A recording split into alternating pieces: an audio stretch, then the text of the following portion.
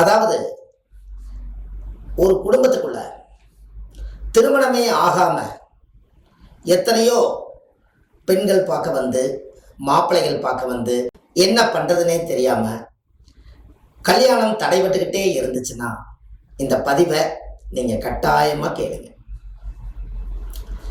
அதாவது உங்களோட வாழ்க்கையில திருமணம் தடைபட்டுக்கிட்டே இருந்தா ஜாதகத்துல ராகு கேது தோஷம், நாகதோஷம், சர்ப்பதோஷம், கால சர்ப்பதோஷம், கலஸ்தர தோஷம், இது எல்லாத்தையும் தாண்டி கடவுள் வழியில போய் ஒரு திருமண காரியத்தை நடத்தலாம்.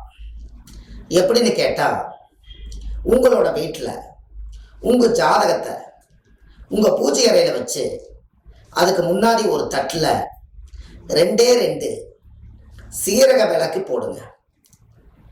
ஒரு மண் விளக்குல கொஞ்சம் சீரகம் அதில் போட்டு புது திரியை போட்டு நல்லெண்ணெய் ஊற்றி 48 நாள் நீங்கள் கண்டிப்பாக வச்சுட்டு வாங்க.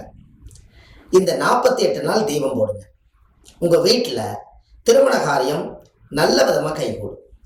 அதுக்கு பேரே சீரகம். இந்த சீரகம்ங்கிறது உங்கள் வாழ்க்கையில் உடம்புல இருக்கக்கூடிய சீரகம் நம்ம சீர்திருத்தம் பண்ணுறது. அந்த காலத்துலலாம் பார்த்தீங்கன்னா இந்த மாதிரி ரொம்ப ரொம்ப முக்கியமான வேலைகள் எல்லாம் செய்து அதுக்கு பலன் அடைஞ்சிருக்காங்க. அப்போ அந்த சீரக விளக்குக்கு ஒரு சக்தி உண்டு. அந்த காலத்துல பார்த்தீங்கன்னா குழந்தை பிரசவம் ஆகலைன்னா அந்த நேரத்தில் சீரக தண்ணி கொடுப்பாங்க. பார்த்துருக்கீங்களா? இது எல்லாமே ஆதிகால பரிகாரம் தான்.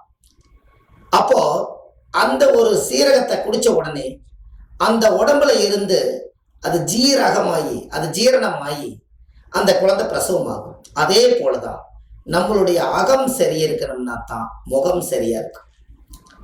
அப்போ நீங்க கண்டிப்பா உங்க வாழ்க்கையில நீங்க இதை தெரிஞ்சுக்கலாமே.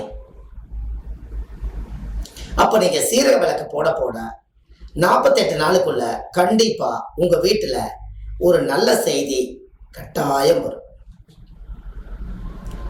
அது தெய்வத்தோட அனுகிரகம். இந்த 48 நாள் முடிச்சதுக்கு அப்புறம் உங்க குலதெய்வம் கோயில போய் சாமி கும்பிட்டு வாங்க. அப்படி இல்லைன்னா வீட்லயே நீங்க குலதெய்வத்தை நினைச்சு சாமி கும்பிட்டு அதோட முடிச்சிருங்க. அந்த 48வது நாள் மட்டும் தேங்காய் பழம், வெத்தலைப்பாக்கு, பூப்பழம் எல்லாம் வச்சு பூஜை பண்ணி அன்னத்தை லாஸ்ட் நாள் பூர்ணம் பண்ணிடுங்க. அன்னையோட உங்க வாழ்க்கையில எல்லா தோஷமும் நீங்கி சீக்கிரமா உங்களுக்கு கல்யாணம் நடக்கும். இதை கண்டிப்பா செய்யுங்க. உங்க வாழ்க்கையில ஒரு மிகப்பெரிய ஒரு மாற்றம் ஏற்படும். இதுக்கு பேரே சீரக விளக்கு பரிகாரம்.